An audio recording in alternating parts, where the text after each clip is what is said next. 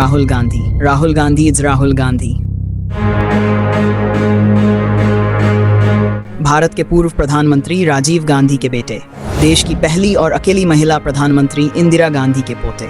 लेकिन यही राहुल गांधी जिन्हें कभी लोग पप्पू कहने लगे थे, जिन्हें लोग भूल चुके थे, आज ऐसा कमबैक कर चुके हैं कि पूरा देश पूछ रहा है, क्या राहुल गांधी भारत के अगले प्रधानमंत्री बन सकते हैं? आइए इस वीडियो में समझते हैं राहुल गांधी की पूरी कहानी, जन्म से लेकर पप्पू वाली इमेज तक, और फिर उनके ऐतिहासिक कमबैक। कहानी की शुरुआत होती है 19 जून 1970 से।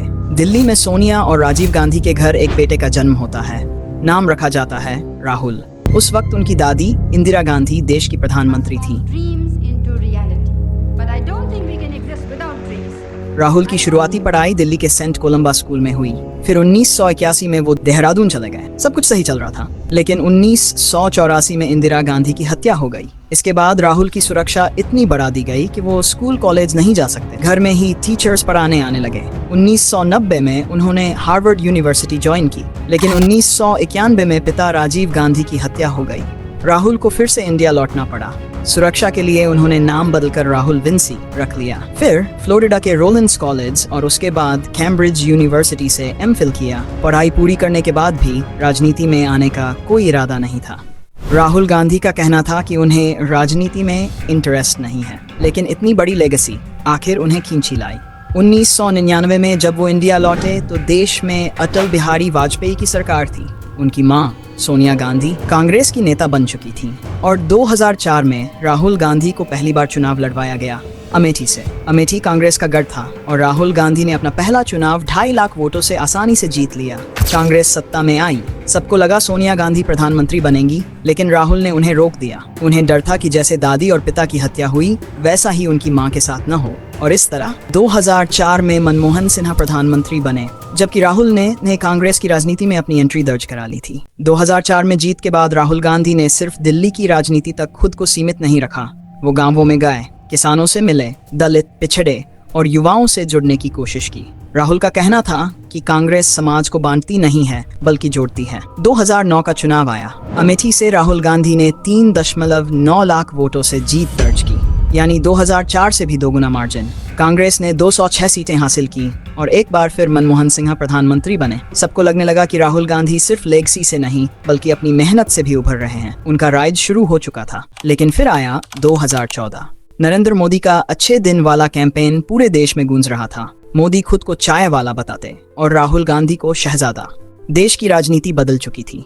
लोगों के सामने चुनाव बन गया था, चाय वाला बनाम शहजादा। और नतीजा, कांग्रेस सिर्फ 44 सीटों पर सिमट गई। ये कांग्रेस के इतिहास की सबसे बड़ी हार थी। राहुल गांधी अपनी सीट अमेठी से जीत गए, लेकिन मीडिया ने उन्हें हार का जिम्मेदार ठहरा दिया। यही से राहुल गांधी के डाउनफॉल की असली शुरुआत हुई।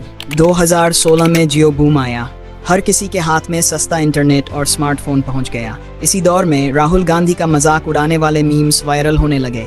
बीजेपी के आईटी सेल ने सोशल मीडिया पर उन्हें पप्पू बना दिया। राहुल की हर बात को तोड़ मरोड़ कर फैलाया गया। जनता ने भी उन्हें सीरियस लेना बंद कर दिया। राजनीति में पहली बार किसी बड़े नेता की इमेज मीम कल्चर के जरिए बनाई और बिगाड़ी गई, और राहुल गांधी को मानना पड़ा, हाँ आपके लिए मैं पप्पू हूँ। 2019 का चुनाव राहुल गांधी के लिए सबसे बड़ा झटका लेकर आया।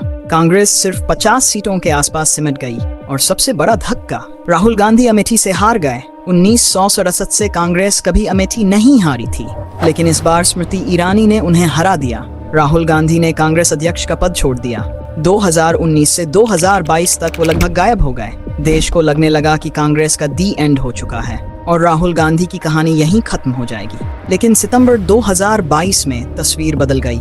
राहुल गांधी ने भारत जोड़ो यात्रा का ऐलान किया। कन्याकुमारी से कश्मीर तक 3570 किलोमीटर पैदल यात्रा। शुरुआत में मीडिया ने मजाक उड़ाया, लोगों ने इसे टाइम पास समझा, लेकिन जैसे जैसे यात्रा आगे बढ़ी, लाखों लोग उनसे जुड़ने लगे। यात्रा के बाद राहुल गांधी बिल्कुल बदले हुए नजर आए। उन्होंने खुद कहा, वो राहुल गांधी अब मर चुका है, जिसे आप जानते थे वो खत्म हो गया। अब एक नया राहुल गांधी है।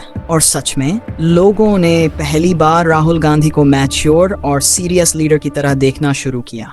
2024 का चुनाव आया और इस बार नतीजे चौंकाने वाले थे। कांग्रेस ने 99 सीटें जीती, 2019 और 2014 से दोगुना। बीजेपी जो 400 पार का दावा कर रही थी, 250 सीटें भी पार नहीं कर पाई। राहुल गांधी रायबरेली और वायनाड दोनों सीटों से जीते और अमेठी से भी कांग्रेस ने जीत हासिल की। यानी वो गढ़ जो 2019 में टूटा था, वो फिर से कांग्रेस के पास लौट आया। लोग अब राहुल गांधी को सीरियस लेने लगे थे। उनका कमबैक साफ दिखाई दे रहा था। भारत जोड़ो यात्रा के बाद राहुल गांधी लगातार मुद्दे उठाने लगे।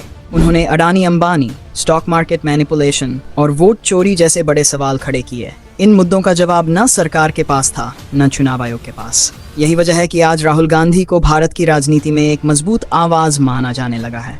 अब सवाल यह है, क्या राहुल गांधी कभी भारत के प्रधानमंत्री बन पाएंगे? क्या ये 2029 में होगा या फिर उसके बाद? आपको क्या लगता है? कमेंट सेक्शन में ज़रूर बताइए। और अगली वीडियो किस टॉपिक पर चाहिए, ये भी लिखना मत भूलिए।